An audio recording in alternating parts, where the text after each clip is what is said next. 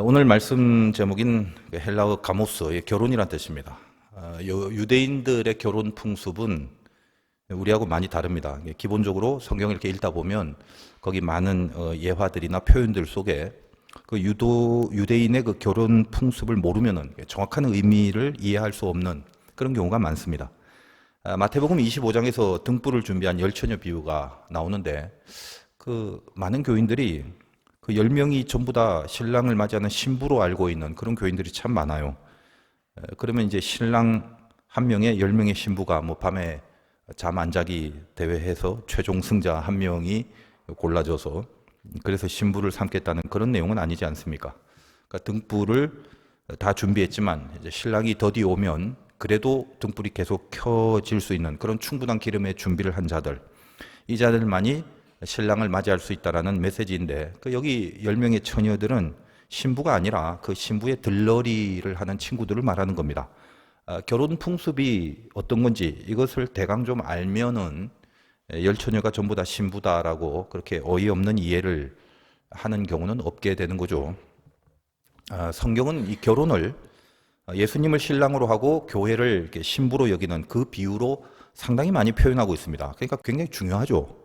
그 유대의 결혼 문화가 우리하고 많이 다른데, 결혼을 하기 전에 우리는 약혼 그러는데 뭐 약혼은 해도 되고 안 해도 되고, 근데 유대인들은 반드시 정혼이라는 걸 합니다. 우리식으로는 이제 약혼과 비슷한 것 같지만 사실은 약혼보다 훨씬 센 개념입니다.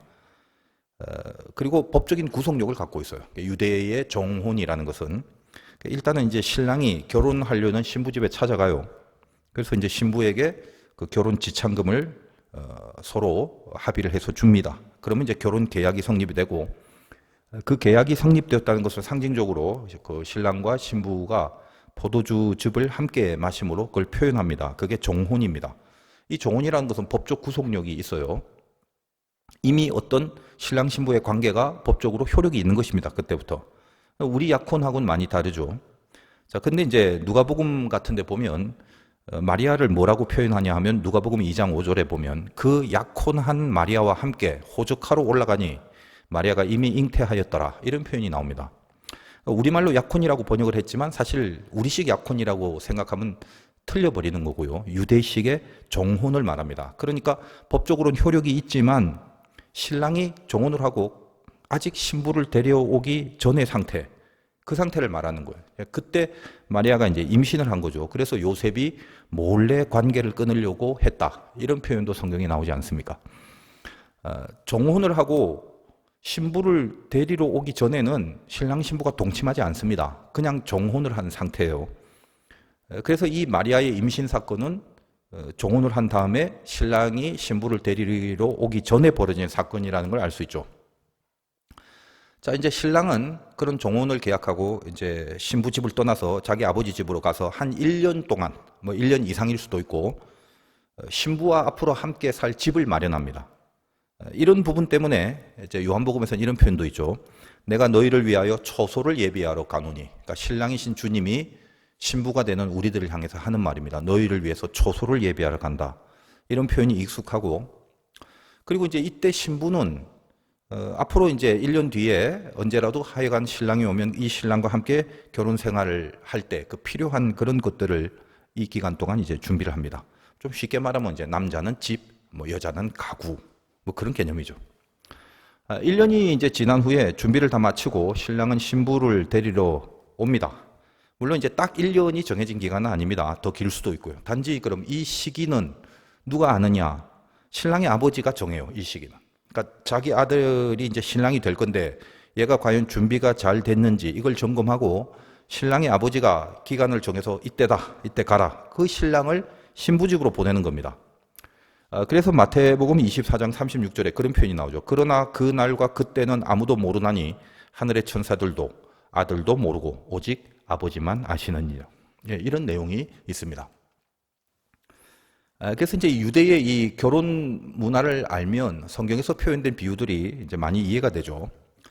자, 이제 시간이 돼서 아버지가 이제 신랑을 보내면 신랑이 친구들 데리고 밤에 이제 횃불을 들고 신부의 집으로 갑니다. 밤에 옵니다. 유대인은 이 저녁이 시작하는 시간이거든요. 친구들이 이제 오면서 이제 외쳐요. 봐라, 신랑이 임한다. 뭐 그런 식으로 외칩니다. 신랑 납시오 뭐 이런 거죠. 그렇게 외치면서 신부 집으로 향하니까 이제 그 소리들이 소문을 내고 점점 그래서 신부에게는 이제 신랑이 온다라는 소식이 전해집니다. 자, 이때 신부도 그 친구들을 동원해서 그 신랑의 무리들을 맞이할 준비를 합니다. 아까 말씀드린 마태복음의 열처녀는 바로 이때죠. 이 신부의 들러리 친구들로 밤에 그 역할을 합니다. 그래서 등불을 준비해야 되는 거죠. 이제 신부를 데리고 신랑은 이제 자기 아버지 집으로 신부를 데리고 갑니다. 신랑의 아버지 집에서 비로소 결혼식이라는 것을 합니다. 그리고 신랑 아버지 집은 이제 신랑이 신부를 데리고 올 것을 염두에 두고 하객들과 같이 모여서 준비를 하죠. 본격적인 결혼 잔치는 신랑의 집에서 하는 겁니다. 신부의 얼굴을 가린 채 신부의 방으로 신랑과 신부를 들여보냅니다. 그리고 한 방에서 드디어 예를 들면 뭐 1년 만에 갖다 치면 1년 만에 한 몸이 되고 1년 전에 그 성립된 정혼의 그 결혼 계약의 완성을 그때 하는 겁니다. 그리고 나서 이 결혼을 이제 축하하기 위해서 결혼 계약이 성립된 이후에 그로부터 한 방에서 한 몸이 된 이후로 일주일 동안 7일 동안 혼인잔치가 진행됩니다.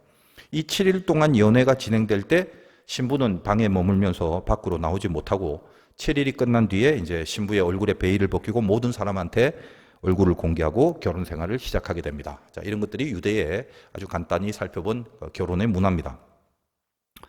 요한복음에서 다루었지만 예수님이 행하신 기적 중에 첫 번째 기적은 가나의 혼인잔치에서 물을 포도주로 만든 그런 기적이었죠.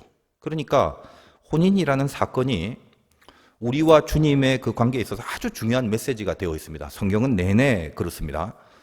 죄로 인해서 하나님과 멀어진 인간이 점점 이제 하나님 곁으로 가게 되는 거, 이게 구원인데, 구약에서는 하나님과 우리 사이가 어때요? 주인과 종의 관계 정도였다면 신약에서는 아버지와 아들의 관계로 밀접해지고 이제 성령의 시대로 오면서 서로 사랑하는 신랑과 신부의 사이로 붙어버리는 그런 차원이 됐다는 말입니다.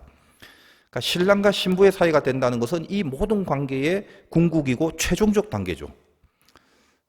주인과 종, 부모와 자식, 신랑과 신부, 이렇게 계속 밀접한 관계가 형성이 되는 것입니다. 여러분 혹시 부모 자식 지간이 더 가까운가? 신랑 신부가 더 가까운가? 그런 질문을 받으면 우리 죄인인 인간들은 사실은 이제 다양한 경우가 있을 수가 있지 않겠습니까?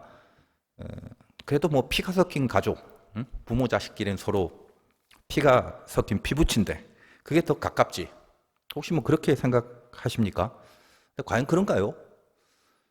물론 이제 부모의 입장에서는 부모가 자식을 사랑하는 마음이 더 크겠죠. 그러나 사랑이라는 건 늘 쌍방간의 관계입니다.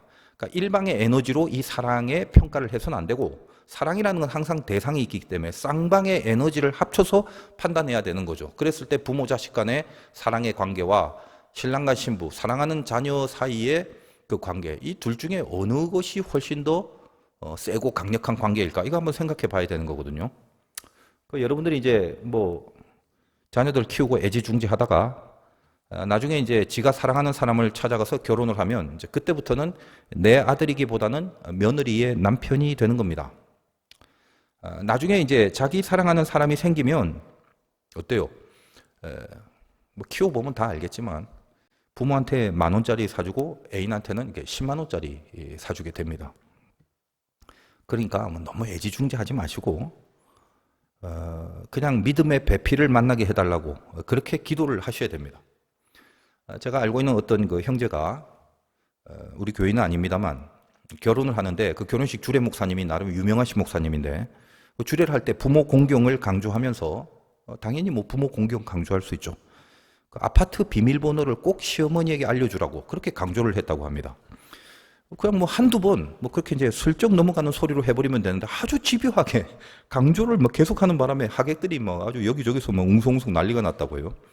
뭐가 맞냐 틀리냐 그런 문제를 떠나서 이제 부모를 떠나 결혼을 하면 그냥 이제 끝이다 이렇게 생각을 하시면 됩니다.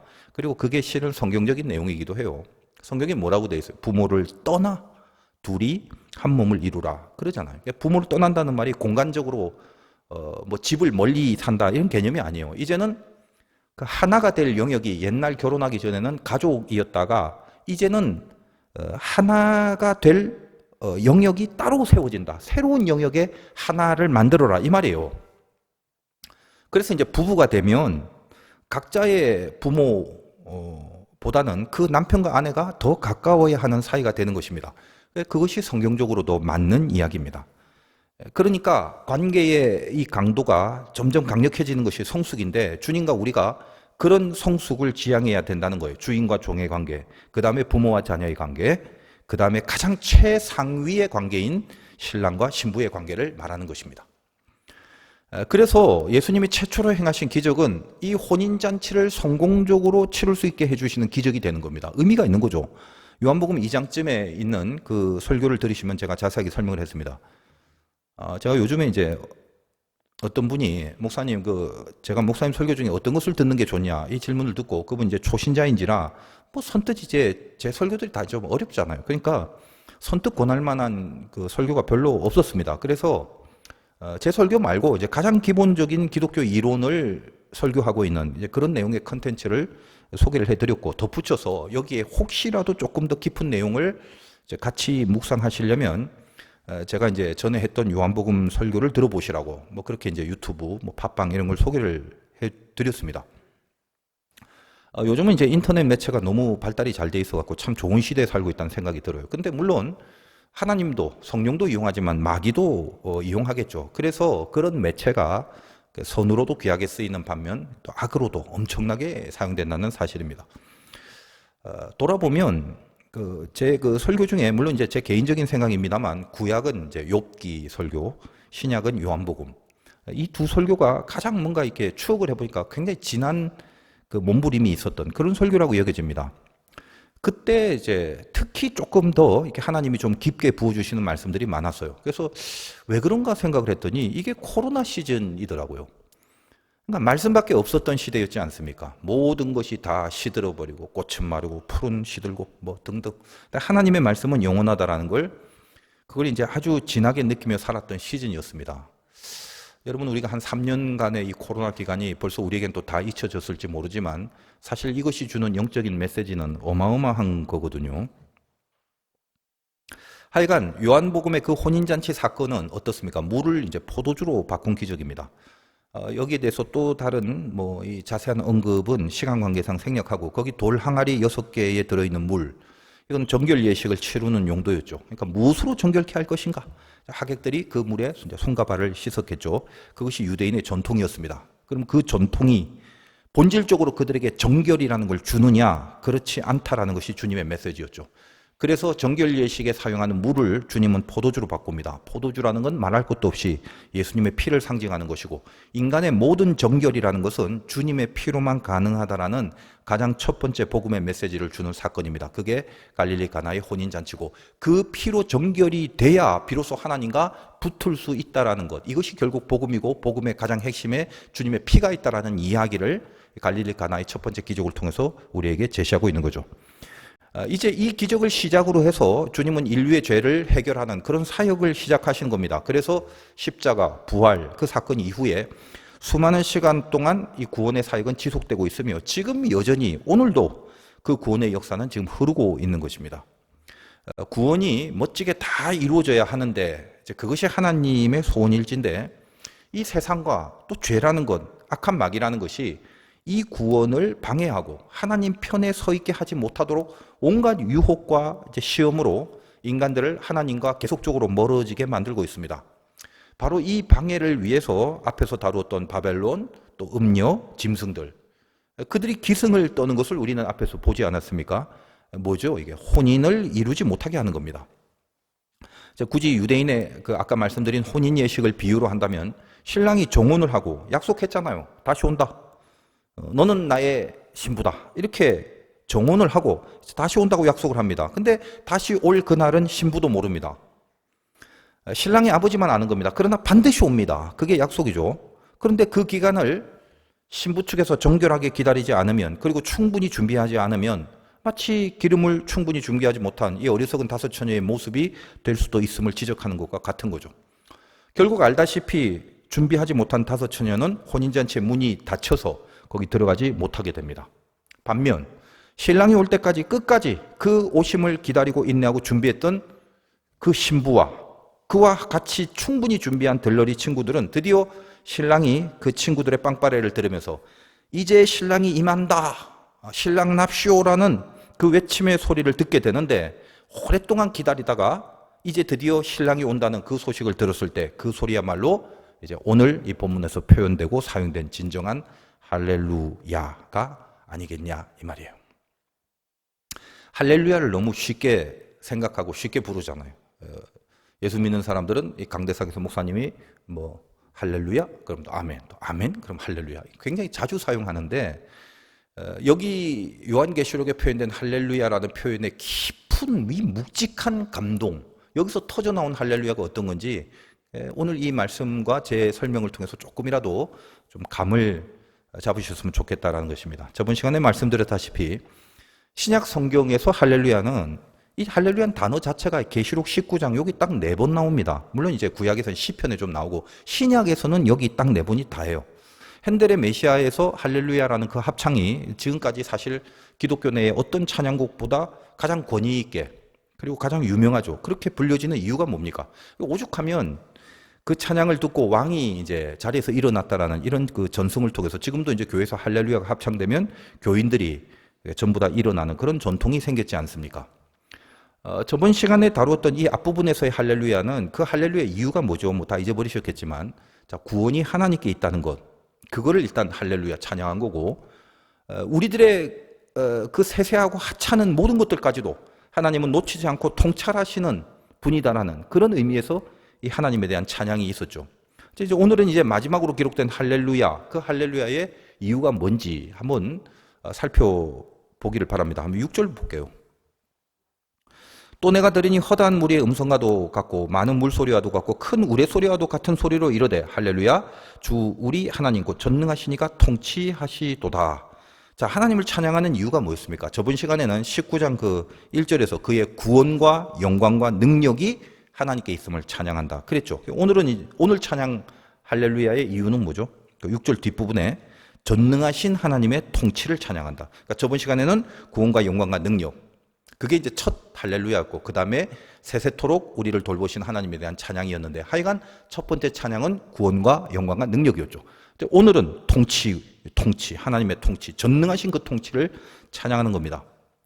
자, 그런데 오늘 이제 본문에 보니까 그 할렐루야라고 이렇게 찬양하는 그 소리의 그 뭐라고 해야 되나, 그 소리의 감도를 이게 도대체 무엇과 비슷한가, 이걸 어떻게 묘사하고 있는가 하면, 아까 그 6절에 허다한 무리의 음성, 또 많은 물소리, 또 큰 우레소리, 이렇게 세 가지의 소리처럼 들린다, 뭐 이런 표현이겠죠. 근데 여러분 한번 생각해 보세요. 뭐 물소리하고 우레소리가 비슷한가? 뭐 잘은 모르겠지만 소리가 비슷해서 이렇게 묶어 놓은 게 아니죠. 여러분, 이 앞에서 첫 번째 할렐루야가 뭐였습니까? 19장 1절에 거기 구원과 영광과 능력이죠. 물론 이거는 흔히들 사용하는 개념입니다만, 그렇게 그냥 막 식상하게 여기지 말고 제대로 깊이 관찰을 하면, 이거 저번 시간에 말씀드렸습니다만, 그 구원 안에 다 합쳐보면 구원 안에 들어간 개념이고, 그 구원 안에서 영광과 능력이다라고 이제 제가 저번 시간에 설명을 해드렸는데, 이제 이 19장부터는 어떤 의미가 있냐면, 요한계시록 지금 1장부터 19장까지 다 정말 길게 해왔죠. 이제 몇 장 안 남았어요.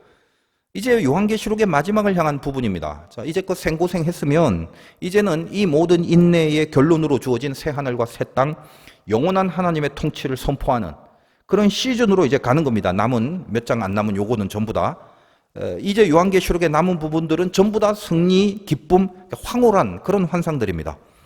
거기에 이제 그 부분을 시작하는 그 처음에 19장에서 혼인잔치라는 개념으로 포문을 열게 되는 거죠.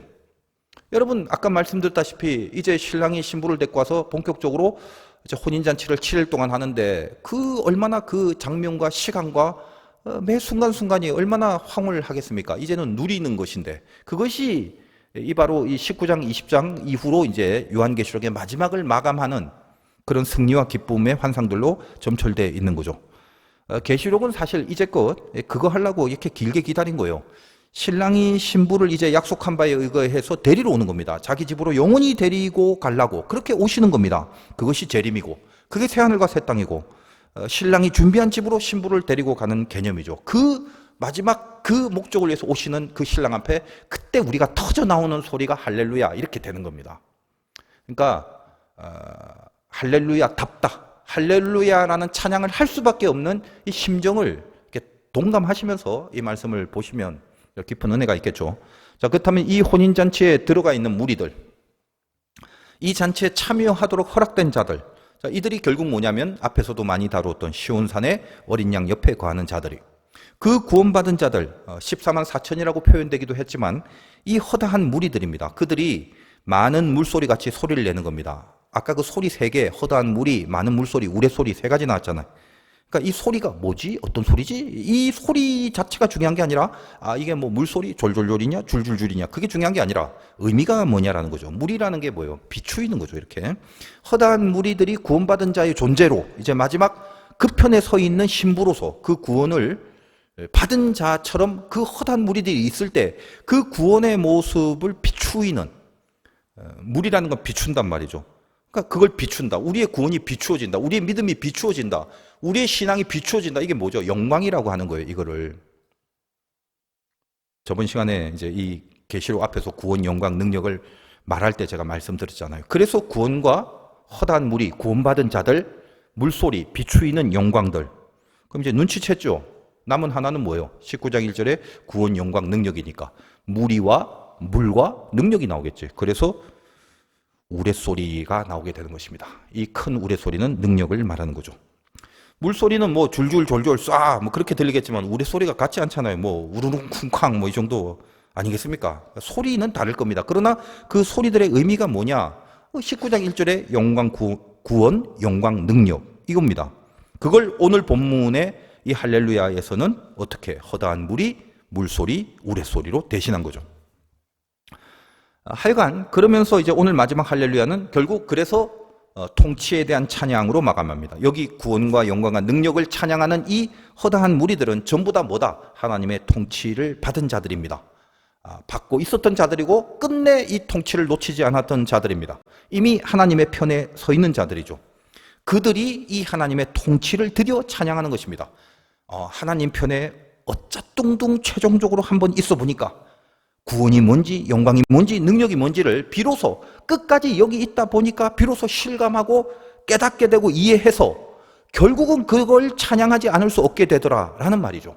여러분, 우리 신앙의 매사가 그렇습니다. 어떤 부분에 대해서 신앙적으로 내가 그걸 견뎌내지 못하고 실패하고 당하고 못 견뎌버리면요, 나중에 아무것도 몰라요. 아예 모르고 끝납니다, 매사가. 거기에 어떤 섭리와 통치가 있는지를 아예 모르고 끝나버린다 이 말이에요. 지고 당하면. 그러나 오로지 이겨낸 자들, 견딘 자들만이 나중에 그 의미를 믿음 안에서 깨닫고 이해하게 되는 그런 감사를 누리게 됩니다. 그래서 이 이긴 자들에게만 할렐루야라는 그런 감정이, 그런 감사와 그런 고백이 터져 나올 수밖에 없는 거죠. 그래서 이제 이 통치, 이 하나님의 전능하신 통치를 끝까지 받아 누린 자들을 향해서 주님은 신랑으로 우리에게 오시는 겁니다. 우리를 결국 뭐다? 신부로 여겨주시는 거죠. 7절과 8절을 다시 한번 보겠습니다. 그래서 이제 혼인잔치의 얘기가 나와요. 우리가 즐거워하고 크게 기뻐하며 그에게 영광을 돌리세 어린 양의 혼인 기약이 이르렀고 그의 아내가 자신을 준비하였으므로. 이제 이해가 되죠? 이런 표현들이. 그에게 빛나고 깨끗한 세마포 옷을 입도록 허락하셨으니 이 세마포 옷은 성도들의 옳은 행실이로다 하더라. 여기까지입니다. 성경이라는 것은 처음에도 결혼식이고 마지막도 결혼식이잖아요. 처음에는 신랑이 아담, 신부가 하와, 주례는 하나님, 하객은 동식물. 마지막은 어때요? 어린 양과 교회. 이것이 이제 신랑 신부고 주례 하나님, 하객은 만유. 모든 것이 신랑과 신부의 관계로 완성되는 것을 말하는 겁니다. 회복이란 말을 많이 하는데 회복이란 게 뭐예요? 결국 사랑의 회복이죠. 죄라는 건 하나님의 사랑이 끊어져 버린 거고 구원이라는 것은 이 사랑을 다시 회복하는 거예요. 그러니까 주님을 신랑으로 맞이한 교회가 그 신랑 신부의 관계로 이 하나님 앞에서 이 사랑에 멀어졌던 관계를 다시 회복하는 이 모든 과정, 이것을 이제 구원이라고 하는 것입니다. 혼인잔치를 마지막 피날레로 하는 것은 이것으로 이제 우리 신분을 마지막 날에 혼인이라는 표현을 함으로 우리는 신분이 신부가 돼버리니까 마지막 날 우리의 그 신부를 급상승시키는,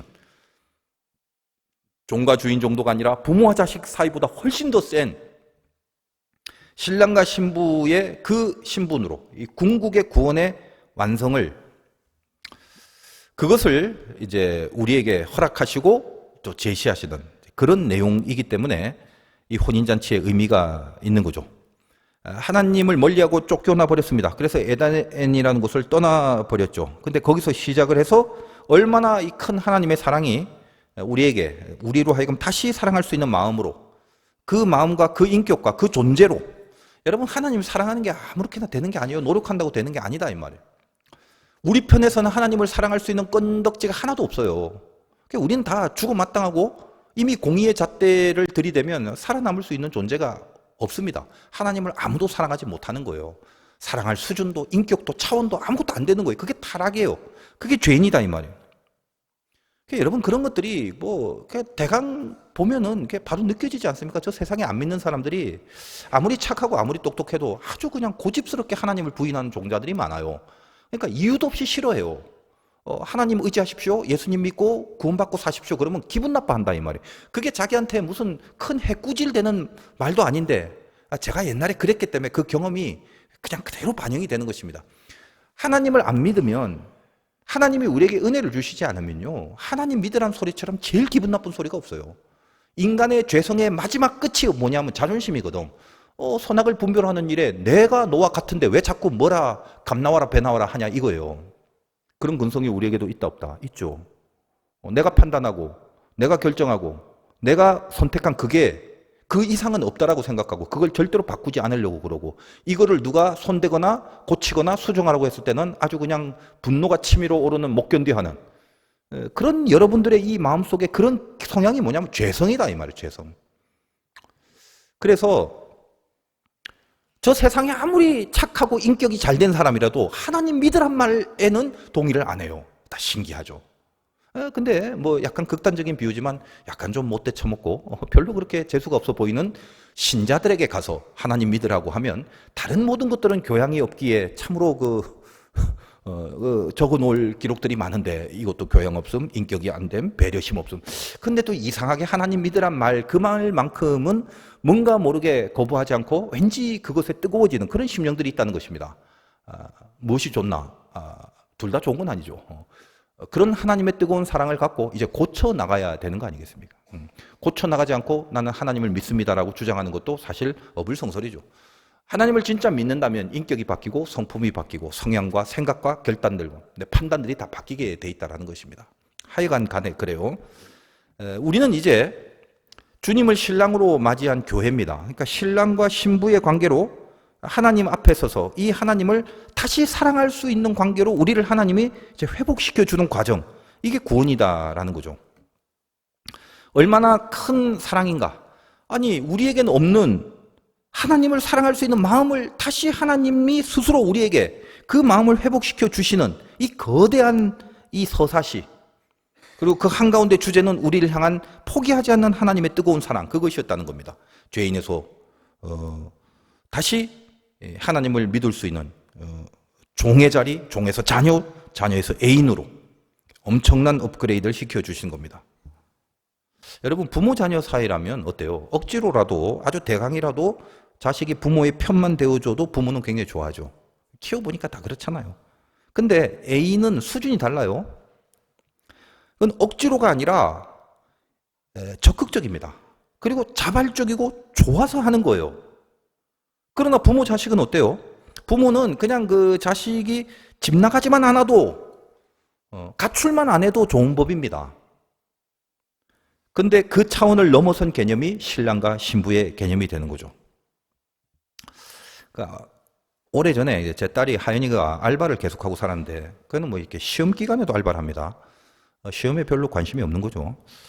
이제 제 생일이 되니까 아빠 생일에 뭐 사줄까 그러더라고요. 그냥 기특하잖아. 어릴 때요, 오래전에. 그래서 그래도 이제 선물을 사줄 생각을 하니까 지 엄마도 안 사주는 선물을 딸이 사준다는데 이게 얼마나 기특해.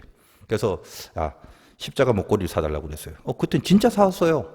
알바하면서 돈이 없을 때, 어릴 때였는데 금십자가 목걸이를 산 겁니다. 그래서 물었죠. 24K냐? 아니래요. 18K라도 괜찮다. 그것도 아니래요. 그래서 더 이상 이제 안 물었죠. 거기다가 목줄이 짧아갖고 이게 왜 이리 짧아? 이게 목에 걸기가 힘들다 그랬더니 긴 것도 있는데 그건 돈이 더 든대요. 제가 이제 그래도 이렇게 선물이라도 사오는 것 자체를 이제 기특하게 여겨야지 하면서 고마운 마음으로 있습니다. 이게 부모의 마음이에요. 부모 자식은 그 정도입니다. 근데 모르긴 해도 애인이 생기면 다를 거예요. 바로 24K로 가겠죠. 다 경험해봤잖아. 그러니까 여러분이 구원을 받은 결론이 무엇이어야 되는가? 하나님 사랑하는 존재가 되는 거예요. 기독교가 사랑이라고 하는 이유가 거기에 있습니다. 여러분 제가 이제 주례를 많이 하잖아요. 제 마음속에 이런 거 있어요. 이들이 지금은 죽고 못 살 사이지만 시간이 지나면 안 죽어서 못 살 관계가 되진 않을까. 그래서 염려가 되는 거예요.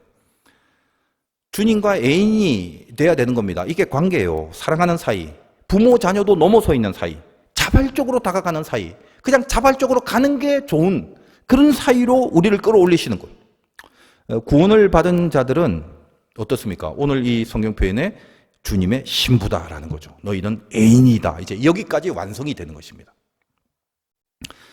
나는 구원은 받았는데 하나님을 사랑하지는 않아. 그런 건 없어요. 만약 그랬다면 그건 가짜죠. 하나님은 우리를 당신을 사랑하는 사람으로 살게 하시고 싶은데 우리는 그럴 수준이 안 되니까 결국 그 수준을 어떻게든 만들어 내셔야 돼요. 아니, 왜냐하면 하나님은 우리를 사랑하니까 부모 자녀보다 더 성숙되고 더 최상위의 개념인 관계를 맺어야 되거든. 자발적으로 당신을 사랑할 수 있는 사이. 아까 말씀드렸지만 우리 안에서는 그게 안 나온다고 그랬죠. 그래서 결국 하나님이 우리를 사랑한 만큼 우리가 하나님을 사랑하는 그 존재가 되도록 하나님이 만들어내야 하는데 이 수준을 무엇으로 만들어냈냐 하면 당신이 죽음을 통해서 그 사랑을 만들어 가신 겁니다. 이게 신앙의 핵이다 이 말이에요. 내가 얼마나 분발하고 얼마나 노력하고 얼마나 의롭고 얼마나 애쓰느냐 그 이전에 내가 믿는 그 하나님이 나에게 먼저 다가오셔서 나를 사랑하시는 것 그 자체가 그리고 그 사랑으로 인하여 나에게 당신을 사랑할 수 있는 그 존재로 나를 만들어주신 그것도 뭘 대가로 그렇게 만들었다고? 당신의 그 아들을 대신 죽이셔야만 했을 그 대가를 치르고서라도 나를 사랑하시는 그 하나님이시다라는 말입니다. 얼마나 많이 들었던 주일학교 때부터 들었던 복음의 진수입니까? 그것이 여러분의 마음을 끊임없이 감동시켜서 내가 누군가를 자꾸만 확인하는 자리에 서 있어야 된다는 거예요. 이 복음이 자꾸만 잊혀져 버리고 까먹고 등한시해버리면 내 정체성이 뭔지를 모르고 세상과 맞닥뜨리게 되고 그러면 항상 해법이 틀리게 되는 거죠. 여러분이 믿는다는 게 뭐냐? 내 열심 이전에 내 신앙의 대상이 바로 그런 분이라는 걸 분명하고 묵직하게 아는 겁니다. 여러분 세상에 어떤 잡신이 대신 죽어서 사랑하게 하시는 그런 신이 어디 있어요? 오로지 하나님에게서만 나올 수 있는 사랑이죠. 그리하여 우리를 지금 신부의 위치에 올리신 하나님은 우리를 신부의 위치로 올리셨기 때문에 우리에게 뭘 허락해 주시냐? 8절 보겠습니다. 그에게 빛나고 깨끗한 세마포 옷을 입도록 허락하셨으니 이 세마포 옷은 성도들의 옳은 행실이로다 하더라. 세마포 옷입니다. 이거는 성도의 옳은 행실이라.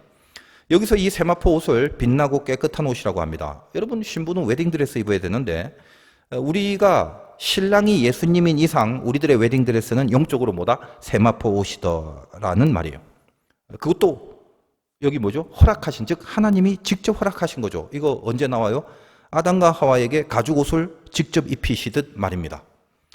이 세마포 옷은 앞에서 우리의 신앙을 방해했던 숱한 바벨론과 음녀의 세력들과 대조하여 우리들에게 명시하고 있는 그런 단어로서의 세마포 옷인데 요한계시록이니까 앞에 보면 17장 찾아보세요. 17장 4절.